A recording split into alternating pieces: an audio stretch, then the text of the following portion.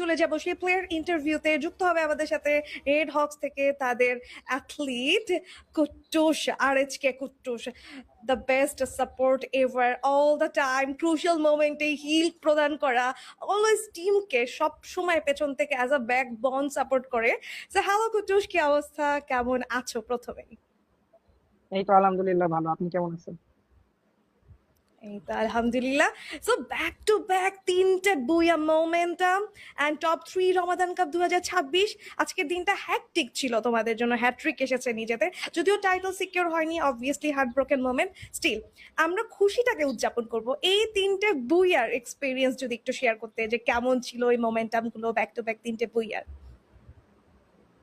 আমাদের যে প্ল্যানিং, আমাদের যে বন্ডিং, এটা আমরা আশা করছিলাম যে আমরা এমন কিছু একটা করতে পারবো যেটা আগে কখনো বাংলাদেশে কেউ করে নাই, কিংবা ফিউচারেও আমরাই করব।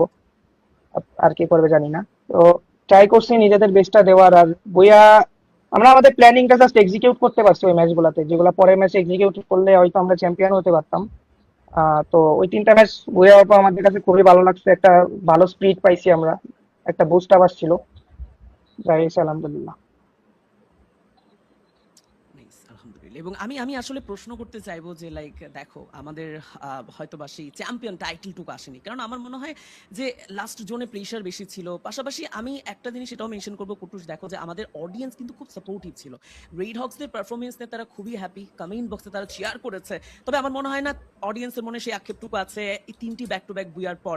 আমার মনে হয় সেই আক্ষেপটুকু বা এত এত টাইটেলের পর হয়তো বা সেই আক্ষেপটুকু আছে। তারপর প্রশ্ন এটাই থাকবে যে চ্যাম্পিয়ন হতে না পারলেও আজকের পারফরমেন্স নিয়ে কতটা সন্তুষ্ট ছিল।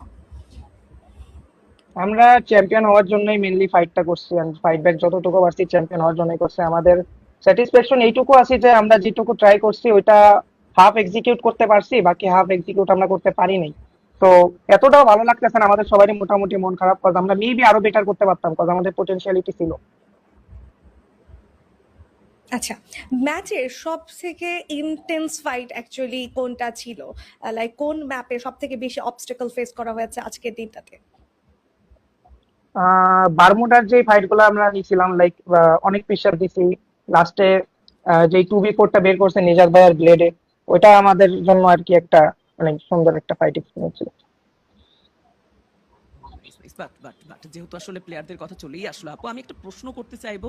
যদি আমি আসলে প্রশ্নটা এভাবে করি যে আজকের ম্যাচগুলো হলো টোটাল আমরা 7টি ম্যাচ খেলেছি, দেখেছি, সেখানে আসলে যদি একটি প্লেয়ারকে হিরো বানাতে হয় তবে ঠিক কোন প্লেয়ারটাকে হিরো বলতে চাইবো?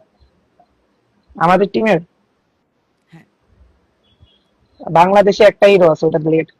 আমাদের টিমের কি